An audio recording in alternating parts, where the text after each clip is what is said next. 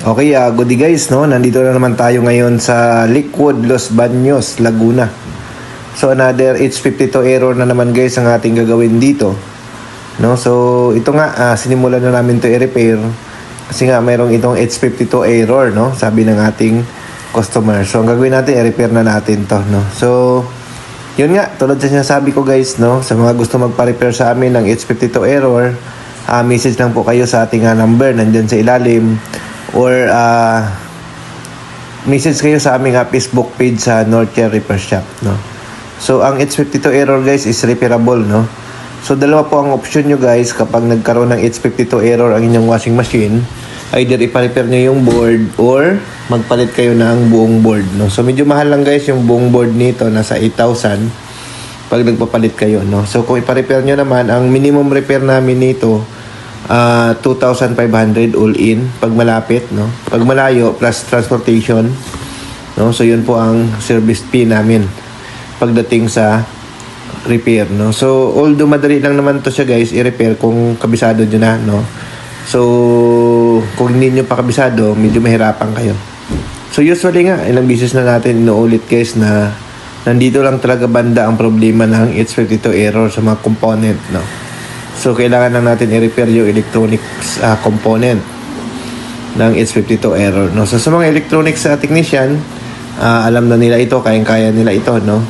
So madali lang ito sa mga electronics technician guys, no? Yung mga ganitong problema. Kasi nga ang kailangan naman dito i-check ay yung mga resistor, diode, capacitor, saka yung regulator, no? So common or madali i-check lang naman, no? So yun. So ito nga guys, inoperahan na namin para masimulan namin ang pag-repair nito, no? So usually ang cost nito, ito based sa aming interview dito sa ating customer, ito po ay walang bunutan, no?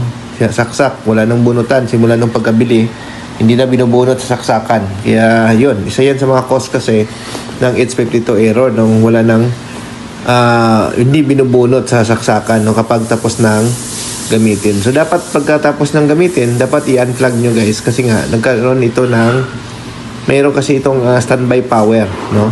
So kapag nagkaroon siya ng standby power, itong board kasi mayroon siyang silicone, no? So kung tuloy-tuloy yung standby power niya, umiinit yung silicone, lalo na yung mga area na mas mabigat yung dala nilang power supply, no? So kapag umiinit yung silicone, doon na siya magsimulan magkaroon ng shortage, no? So tulad nito guys, ang inooperahan natin, makikita yan natin dito na sunog itong area na ito, no? So tingnan natin, no, kapag natanggal na natin yung pinaka silicone dito, no, na natunaw, no? So yun.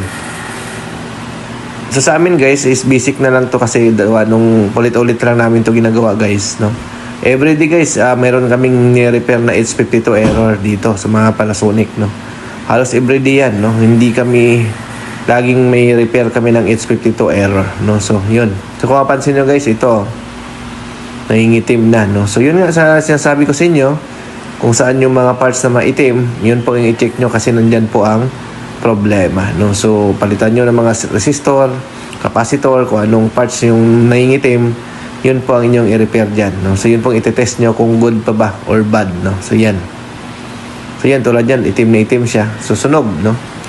So magkakaroon siya talaga ng error kapag ganito ang problema. So yun, no? After natin guys ma-repair, no? Ano na natin, no? I-seal natin ulit, no? So yun nga, ang issue dito guys, resistor naman dito sa issue nung washing nito, no? Dito sa Los Baños, no? Resistor ang naging problema. Ayan. So yun. Ito na, ano na natin. Tapos i-test na natin after natin to ma-fix, no? So yun, mapansin nyo guys, ayan na, na-test na natin, no? Umiikot na yan siya, no? Ayusin na natin pagka-position niya para ma-test natin siya ng maayos, no? So yun. So yan na guys, oh. Ayan, lagay natin siya sa spin mode. Tayo natin umikot, no? So wala na siyang error na nilabas guys. Ayan, oh.